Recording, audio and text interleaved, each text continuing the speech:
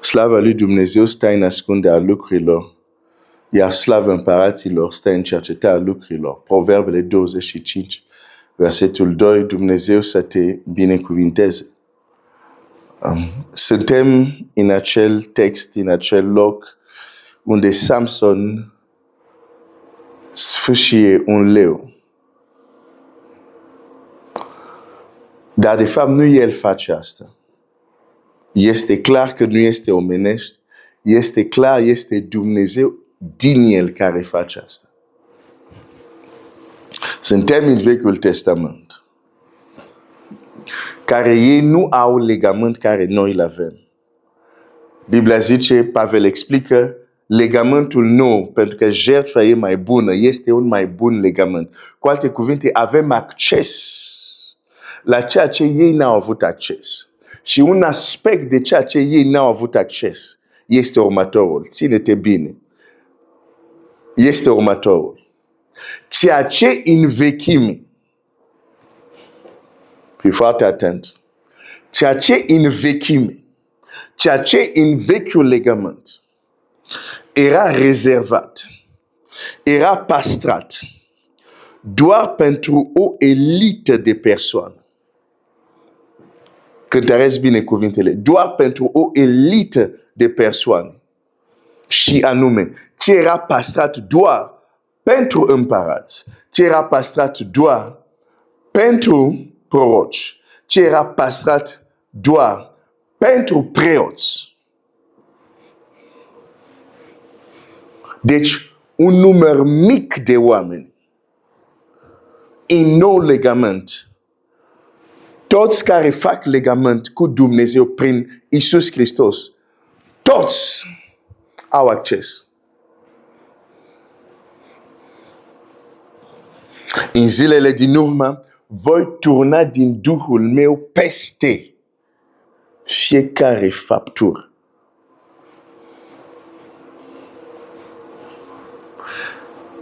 Fiicele voastre, tineri, bătrâni, vor experimenta ceea ce în Vechiul Testament era rezervat doar la un Moise, la un Ilie,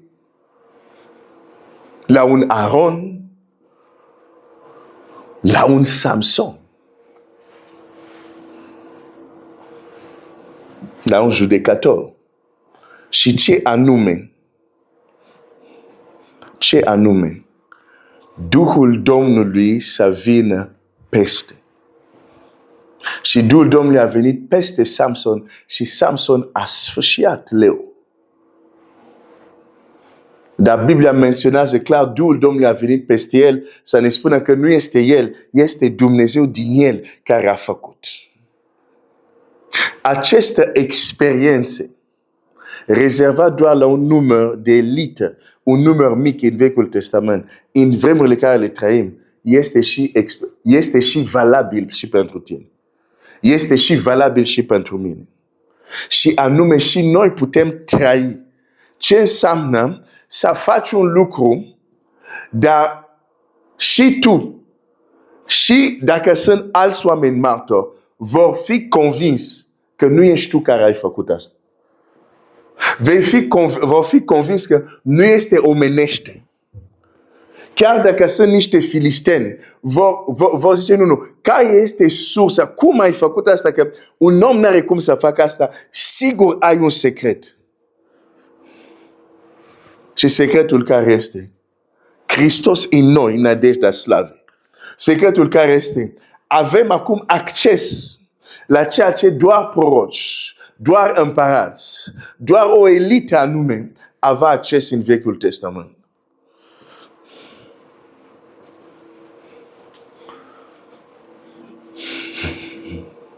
Dar este o diferență între un lucru să fie Dumnezeu să-ți dea un lucru și tu să te bucuri de acel lucru, da? Ok, de exemplu, Dumnezeu a dat, de exemplu, la un moment dat, mană la poporul lui. Dar poporul, Dumnezeu l-a dat mana, dar mana nu a apărut în, cum se numește, în cortul fiecăruia, deși Dumnezeu putea să facă asta. Nu. Mana apărea pe câmp și omul trebuia să iasă din cortul lui, să se ducă afară și să ia mana, deși e dat de Dumnezeu. Deci, Dumnezeu l-a dat mana, dar ei trebuia să primească, ei trebuia să ia ce Dumnezeu a dat. Sau uneori vei citi în Vechiul Testament, Dumnezeu să zică, ok, v-am dat aceste popoare, v-am dat aceste teritorii. Dar apoi poporul trebuia să se ducă și să cucerească teritoriile care erau date.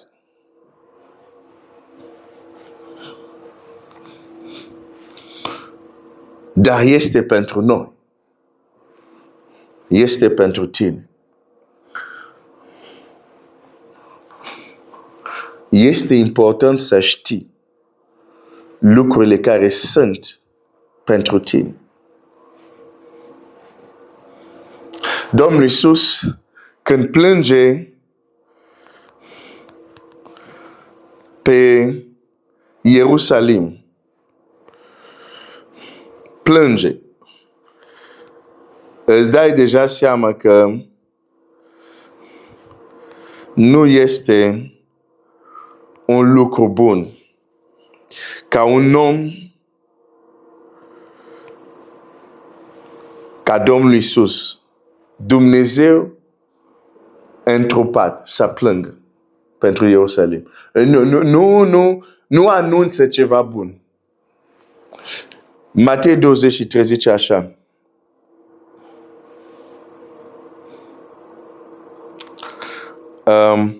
Matei 23 cu 37. Ierusalim, care omor pe proroci și ucis cu pietre pe cei trimis la tine. De câte ori am vrut să strâng pe copiii tăi cum îți strânge găina pui sub aripi și n-ați vrut.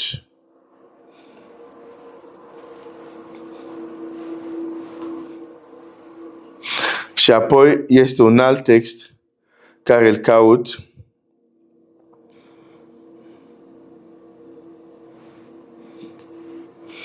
Unde Domnul Iisus zice așa. Versetul 41. Luca 19, 41. Când s-a apropiat de cetate, e vorba de Ierusalim, la versetul 37 citești, și când s-a apropiat de Ierusalim, da? Deci aici, la versetul de 41, când s-a apropiat de cetate și a văzut-o, Iisus a plâns pentru ea și a zis, dacă ai fi cunoscut și tu măcar în această zi, lucrurile care puteau să-ți da pacea, dar acum ele sunt ascunse de ochii tăi. Și apoi zice, vor veni peste tine zile când vrăjmașii tăi te vor înconjura. Și descrie ce se va întâmpla. De ce? Pentru că n-a cunoscut lucrurile de azi, adică lucrurile care erau disponibile, care puteau să-i aducă pacea, n-a cunoscut. De aceea vin vremuri unde vrăjmașii vor profita de această ignoranță. Aș vrea să-ți spun, dacă noi ne uităm în Scriptura și citim clar că tot ce înseamnă prinț, domnii, durile rele, toate aceste puteri ale întunericului au fost învinși de Domnul Iisus la cruce. Și credem Scriptura, vom realiza că dacă vrăjmașii copiilor lui Dumnezeu mai reușesc să câștige, să tulbure, să chinuie, să se împotrivească copiilor lui Dumnezeu, e doar din cauza ignoranței noastre. Nu cunoaștem lucrurile care azi, deși sunt la dispoziția noastră, ar putea să ne dea victorie asupra leului care ne atacă mugind. Dar dacă nu știm acest lucru, dacă nu cunoaștem aceste lucruri care Dumnezeu ni l-a dat, Leul care răgnește, diavol care răgnește ca un leu, va profita de ignoranța noastră. Și exact asta se întâmplă. Și de aceea vechiul proroc a spus, poporul meu pierde din lipsa de cunoștință. Mă opresc aici astăzi. Dumnezeu să te binecuvinteze.